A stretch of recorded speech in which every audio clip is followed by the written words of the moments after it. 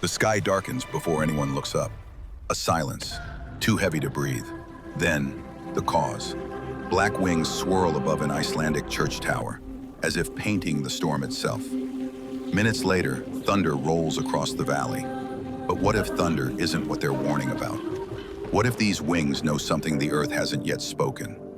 Locals whisper the same words their ancestors did. When the crows gather, death is near. Is it fear that speaks, or memory?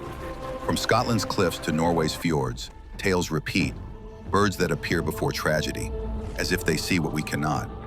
But how could wings predict what hasn't happened yet? Centuries ago, the Norse believed ravens were Odin's eyes, Huginn and Muninn, two minds circling the world, whispering secrets of life and death.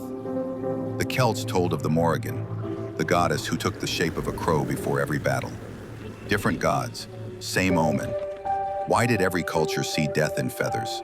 Coincidence or instinct disguised as myth? Even today, in forgotten villages, when a black flock descends without warning, people still stop. They listen, because the old stories never really die. But what if those stories weren't wrong, just misunderstood? In 2021, Dutch scientist Dr. Elisa van Doorn noticed something strange. Before earthquakes in the Alps, crow activity spiked, not slightly, but fourfold. Hours before the ground trembled, the skies were already restless. How could they know? Her data wasn't alone. In Italy, in Iceland, everywhere, the same pattern. Birds fleeing roosts before tremors. No prophecy, just panic.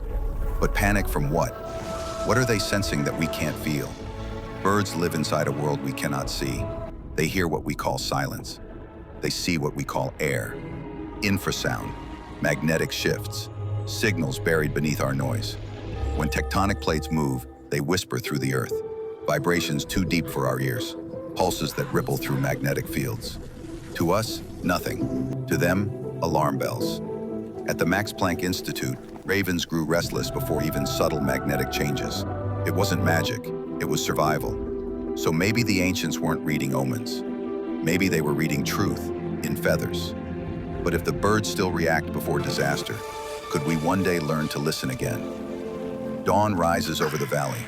The storm is past. A single crow calls, low, distant, final. For centuries, we feared the gathering of wings, but perhaps it was never about death. Perhaps it was a warning meant to save life. In Italy, algorithms now watch what myths once did, tracking animal movement to predict quakes. Superstition turned into science. Yet something remains, the poetry in the pattern. Because even now, before the ground shakes, the birds still rise, not as prophets, not as monsters, but as witnesses to a living earth whispering before it breaks.